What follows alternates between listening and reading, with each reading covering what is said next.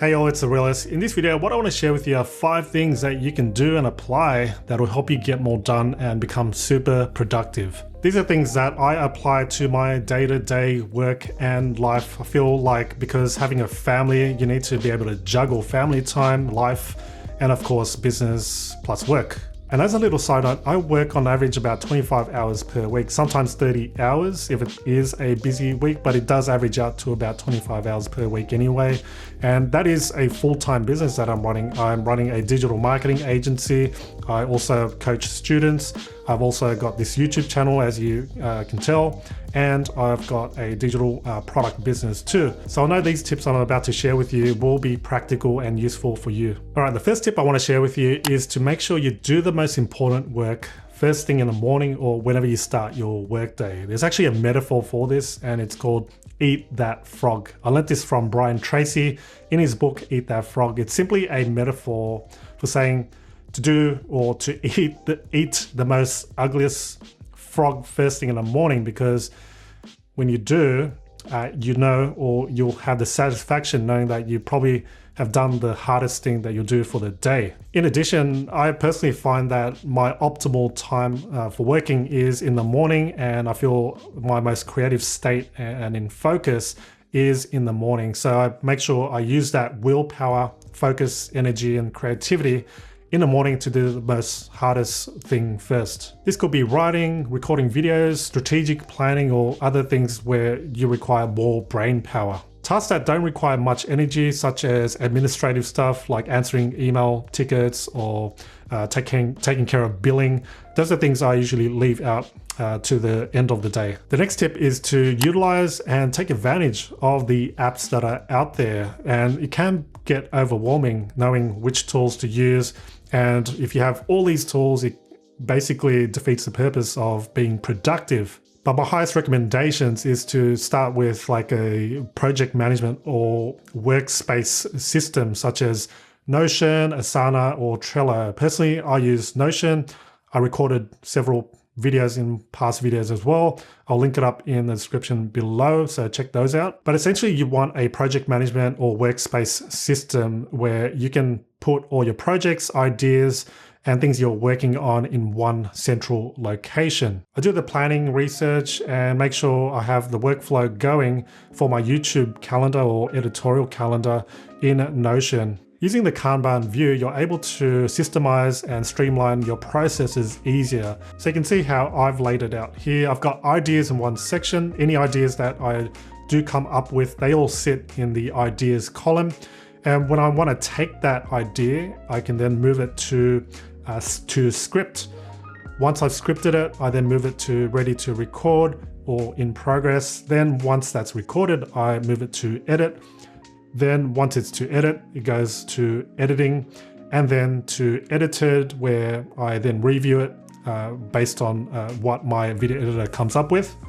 And then once I publish it, moves on to publish. So you can create a system like this in Notion where you can have projects lined up, or if you create content on a regular basis, you can create a board just like this. Some other apps that I want to mention is a to-do app called Things, and I also use Google Calendar to time block and schedule in things such as coaching calls, or even in life when I have things on errands to do.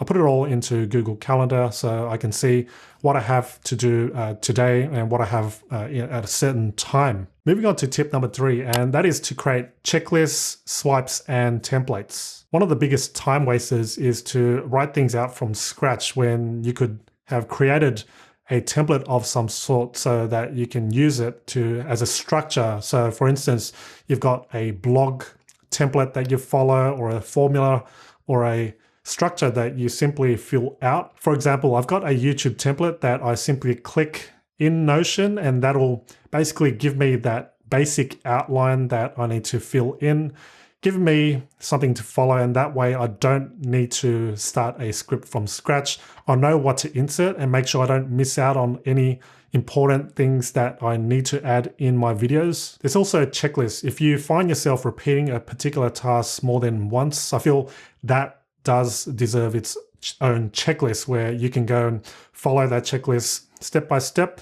As another example, let's say you are a YouTuber and you're posting content on a regular basis, you've got this checklist that you follow. For instance, step 1, script, step 2, you've got record, step 3, edit, and then you've got publish, write the SEO, title, description, create a thumbnail. So you've got this checklist that you follow so that you don't miss out on any crucial steps. Another way you can look at it is a list of action steps that you need to take. And it's crucial in any business, I think, to have checklists, because if you one day want to delegate that particular task, you can simply give this checklist to your assistant or whatnot, and they will be able to follow the steps down to the details. There's also swipes. So for instance, if you regularly email or respond to particular people, then you want to have those ready-made, pre-written swipes where you can just copy and paste it. Of course, you want to make sure you personalize those swipe files, and that'll help you and basically save you some time, so you don't need to keep writing those emails over and over again. The next tip I want to share with you is to make sure you time block. So for instance, if you have your calls at a certain time, let's say from 8 a.m. to 9 a.m., make sure you put that in to your calendar, whether you use Google Calendar or an alternate calendar system. I think time blocking is crucial so that other people can respect your time, and for yourself to make sure you stay disciplined and stay on course, knowing that you have this time, like 1 hour only for client meetings or 2 hours to create your piece of content or whatever it may be. Time blocking does surely help. And finally, the last tip I want to share with you is one that you may not want to do at the start, but I think it actually does make sense to do it at the start, especially if you're not kind of skilled at whatever it is that you're trying to achieve. Let's say you're not so good at web design, or you're not so good at editing videos. Those are things you can delegate and outsource. So tip number 5 is to delegate and outsource. The fact of the matter is everyone's given 24 hours in a day. The way to make sure you get more done is that you can leverage other people's skills or time. Some examples of tasks that you could delegate and outsource are things like web design, or even creating social media graphics. You've also got coding and development. Perhaps if you have a technical issue with your website and you don't know, of course, how to diagnose it and fix it, you can outsource development. You can do also video editing, outsource video editing, especially if you don't know even how to start. For about 1.5 years, I was actually editing my own videos. And although I was enjoying the process and the creative process of editing videos, it was eating up a lot of my time, where I was staying up to about 2 a.m., 3 a.m. in the morning, still editing videos and making sure I publish that day. So I came to realization that it's not a long-term thing I should do. So I went out and sought a full-time video editor, which is what I have done.